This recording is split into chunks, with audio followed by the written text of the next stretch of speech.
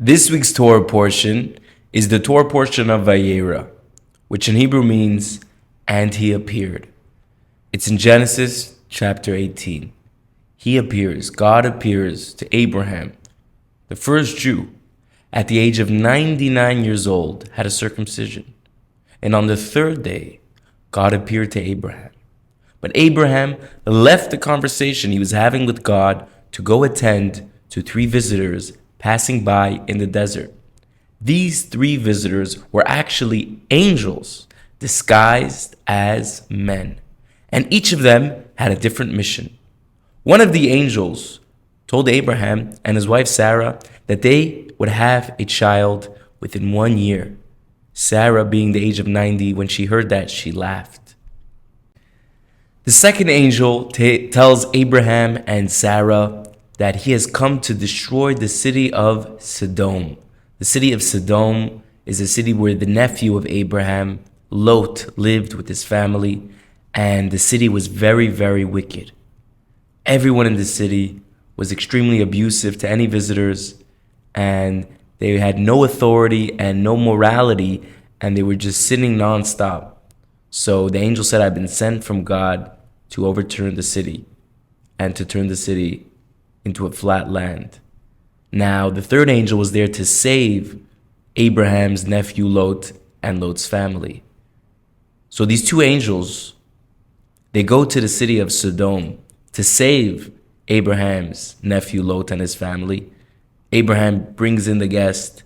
His wife is not so excited about it, but he brings in the guest, and they quickly run. Lot, his wife, his 2 daughters, they run towards the mountains.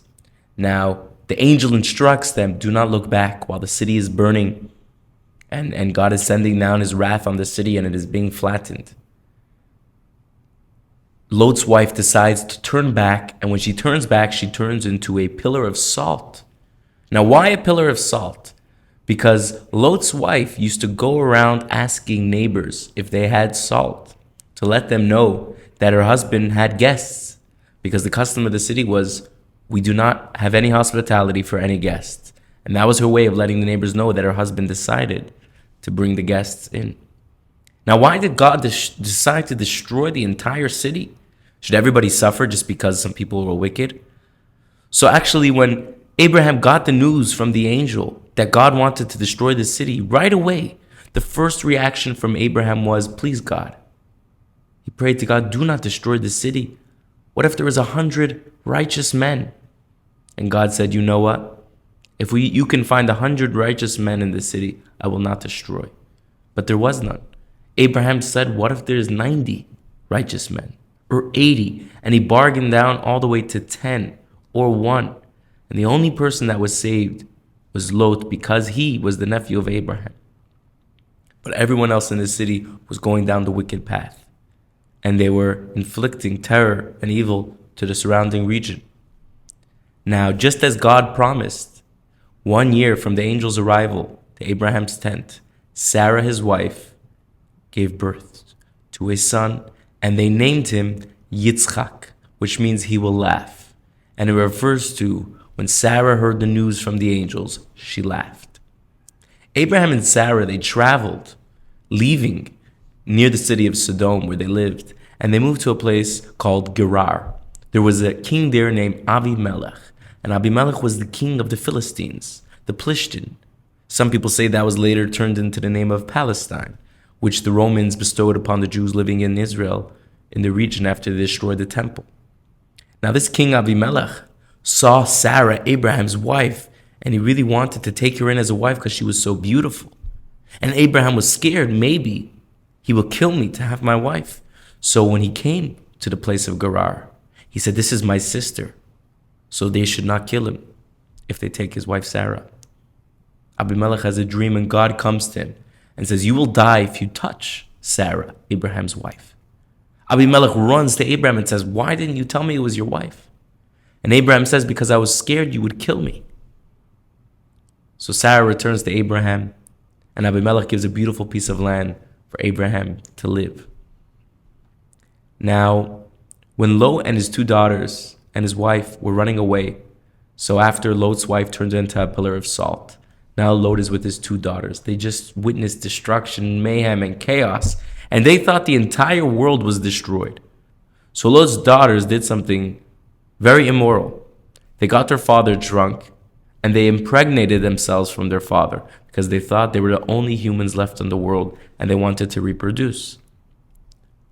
These two daughters of Lot actually gave birth to children from this conceiving from their father, and those two children ended up starting large nations. We end off the Torah portion with the largest test of Abraham's life. God asked him, even though at 99 years old, 100 years old, you gave birth to your son Isaac, and I promised you that this son, he will be the inheritance to the land of Israel and the Jewish people. God asked him to sacrifice this son on Mount Moriah, which is the Temple Mount, as a sacrifice to God. Now Abraham already had one son, Ishmael, who was the father to the Muslim nations. He had this son with his second wife, who was the daughter of Pharaoh. Her name was Hagar. And Abraham told God, I already have one son, I don't need a second one. God said, no, I want to give you a second son with Sarah, and this son, Isaac, he will be your inheritance for the land of Israel, for the Jewish people. And now God is telling him to take his own son and sacrifice him. But Abraham said, God, your wish is my command. He took his son to the mountain, to Mount Moriah, Temple Mount. He bounded his son to the altar. He took up a knife and lifted it above the boy's head. And a voice from heaven came out and said, stop, Abraham, don't do it. You have passed the test, and God knows that you are a loyal servant. There is a ram stuck in the bushes. Go take that ram instead and bring it as a sacrifice. And this is the story of this week's Torah portion. Such a beautiful Torah portion, filled with such emotion, family life, the ups and the downs.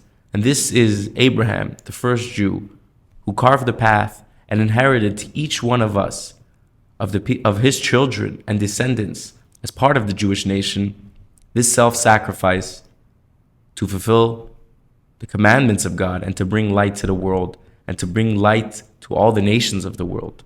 Thank you for joining the Rebel Rabbi. Have a wonderful week.